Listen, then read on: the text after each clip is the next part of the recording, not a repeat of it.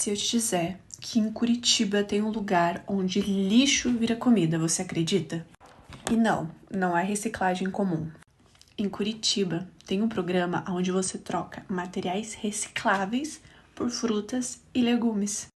E o mais doido disso é que essa ideia, ela existe há mais de 30 anos, você acredita? Mas atrás desse programa esconde muitas políticas públicas, muita gente envolvida para fazer algo bom e útil se unirem. Vale ressaltar que toda política pública, ela tem que nascer de um problema, ela nasce de um problema. No caso do Câmbio Verde, vários probleminhas apareciam ao mesmo tempo. Descarte inadequado de resíduos, insegurança alimentar, restos de comida sendo acumulado, uma certa dificuldade dos agricultores conseguirem estar comercializando toda a sua produção. Você vê que são coisinhas que vai juntando e vira uma coisa grande. Então, como são vários probleminhas, em vez de criar uma solução para cada coisa, Curitiba criou uma solução grande para todos esses problemas, que é o Câmbio Verde. Essa história ela começa com repolhos, sim, começa com repolhos. Segundo algumas informações fornecidas por Gilberto Henning, que é responsável pelo programa da Secretaria Municipal em relação ao meio ambiente, tudo começou em 1991 numa safra de repolho, aqui na região metropolitana de Curitiba. Na época já tinha essa troca de resíduos e ela era trocada, na verdade, por vale transporte. Só que daí surgiu uma ideia. E se todo esse excedente agrícola pudesse ser usado para gerar benefícios, tanto sociais quanto ambientais ao mesmo tempo? Foi nessa combinação que gerou o Câmbio Verde. Hoje, o programa está presente em mais de 103 pontos aqui de Curitiba. E a lógica é simples, a cada quilo que você tem ali de recicláveis, é o quilo que você leva ali de alimentos também. Mas para que isso aconteça, tem uma operação muito maior por trás. São 8 caminhões que participam de toda essa logística, sendo 4 onde transportam esses alimentos e 4 para estar recolhendo esses recicláveis. E foi durante essa pesquisa que a gente viu algo importante. O Câmbio Verde, ele não funciona porque uma única instituição resolve tudo. Ele funciona porque diferentes fatores, diferentes atores estão ali colaborando entre si. E é justamente nesse ponto que aparece algo muito importante da disciplina, a governança. Então, para entender melhor, a gente ouviu pessoas que estão diretamente envolvidas nesses programas. Uma das entrevistadas foi a Mariana, que é representante da cooperativa Hort de São José. Eles são uma ponte. A cooperativa é uma ponte entre os agricultores familiares e o programa.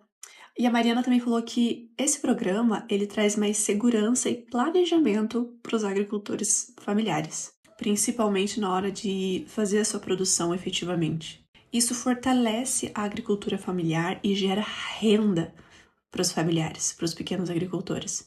Já o Gilberto, ele destacou a importância dessa articulação entre a prefeitura, cooperativas e produtores.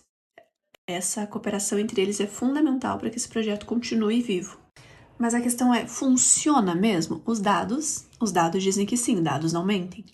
Mas existe um dado que é muito mais importante do que apenas números. Para Gilberto, esse hábito de fazer a separação correta dos resíduos foi um ponto bem importante. Porque o programa ele não distribui apenas alimento, mas ele promove educação ambiental.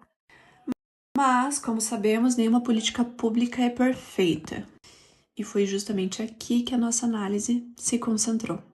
Porque o programa ele acaba enfrentando, infelizmente, alguns desafios sendo ambientais, sociais e econômicos ao mesmo tempo. A cooperativa ela nos informou que eles têm muita dificuldade ali na parte da logística, ao clima, à sazonalidade. Já Gilberto, ele deu um destaque em um desafio que é um pouco diferente. Segundo ele, a população tem que fazer a separação corretamente dos resíduos, mesmo sem essa necessidade de troca, fazer apenas por consciência ambiental. E ele também mencionou algo importante, a necessidade de ampliar esse programa para que mais pessoas conheçam. E mesmo após 3 décadas, 30 anos, poucas pessoas conhecem o Câmbio Verde. E durante a nossa pesquisa a gente viu que o Câmbio Verde ele não está apenas na troca, Na verdade, isso é só o resultado visível. A inovação está ali em conectar diferentes políticas públicas em uma única solução. Reciclagem, segurança alimentar, agricultura familiar, educação ambiental e governança colaborativa. Todos ali trabalhando juntos para enfrentar um único problema. Vários problemas, eu diria. Vários problemas públicos que conectam um entre si. Então, é uma junção. E daí, para aprofundar a nossa análise, a gente buscou ali algumas experiências semelhantes. Encontramos o Moeda Verde, que foi desenvolvido em Garuva, em Santa Catarina. Assim como o Câmbio Verde, ele troca materiais recicláveis por alimentos. Os dois programas eles estão conectados ali também com sustentabilidade ambiental, inclusão social e fortalecimento da economia local, o que é extremamente importante. A principal diferença, ela tá ali na escala. Enquanto o Câmbio Verde, ele tá ali há mais de 30 anos e tem mais de 100 pontos para você fazer essas trocas, a Moeda Verde, ela atua em território menor, então escala menor. Só que o interessante é que isso nos mostra que isso pode ser adaptado de formas diferentes, mas com o mesmo propósito. Isso reforça a replicação de experiências que se tornam positivas. Depois de analisar documentos oficiais, ouvir os atores envolvidos, chegamos a uma conclusão. O Câmbio Verde ele demonstra que a inovação pública ela não depende necessariamente de tecnologia. Esse é o pulo do gato.